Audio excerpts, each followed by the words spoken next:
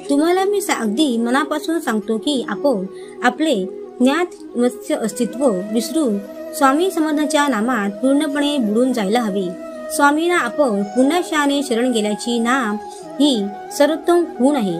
एक लक्षात घ्या की माणसाने एकदा स्वामींप्रती पूर्ण शरणागती स्वीकारली की स्वामींशिवाय आपला दुसरा कोणीही प्राणप्रिय साखा नाही ही सुखद जाणीव होते। या शरणवृत्तीमुळे महत्वाचे काय घडते तर मीपणाचे अहंकारी अस्तित्व पूर्णपणे पुसले जाते।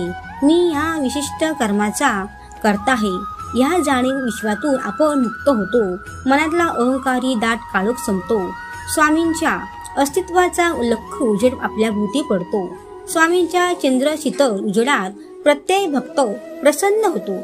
मानवी आयुष्यातला शाश्वत आनंद फक्त तेवढाच आहे, कारण स्वामींच्या अस्तित्वाचा आनंद आत्म्याला झालेला असतो। याचा अर्थ स्वामींच्या अस्तित्वाचा आनंद आत्म्याचा आहे, तो देहाचा नाही हे आपल्याला कळणे आवश्यक आहे। म्हणून माझ्या प्राणप्रिय स्वामी भक्तांनो, तुम्ही फक्त स्वामींचे नामस्मरण करा। नामस्मरणासारखा दुसरा पुण्यदायी कल्याण करणारा मार्ग नाही। त्यासाठी काहीही कष्ट करण्याची गरज पडत नाही।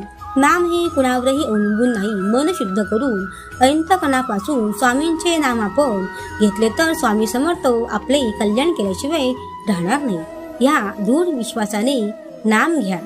यातच मानवी जन्माचे ही साठलेले आहे। एक कायम लक्षात ठेवा की स्वामी समर्थांचे नाम हे त्यांचे सच्चिदानंद स्वरूप अस्तित्व आहे। स्वामींच्या या सच्चिदानंद स्वरूपाला आपण नामस्मरणातून जाणून घेणे सर्वात महत्वाचे आहे। त्याचे कारण असे की स्वामी नाम आपल्या आध्यात्मिक शाश्वत प्रगतीचा मार्ग निश्चित मोकळा करून देते। स्वामींपुढे आपण जे निरंजन लावतो त्या निरंजनात ज्योत अखंडपणे शांत स्वरूपात तेवत राहावी असे वाटत असेल तर त्या नंदादीपात सतत तेल घालावे लागते।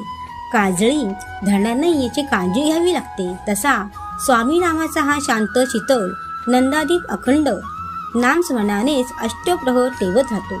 नाम हे तेल आहे, तेवढे तुम्ही लक्षात ठेवा की म्हणजे झाले। माझ्या प्राणप्रिय स्वामी भक्तांनो, नाम हे व्यापक आहे एवढेच लक्षात ठेवून नामस्मरणात दंग राहा।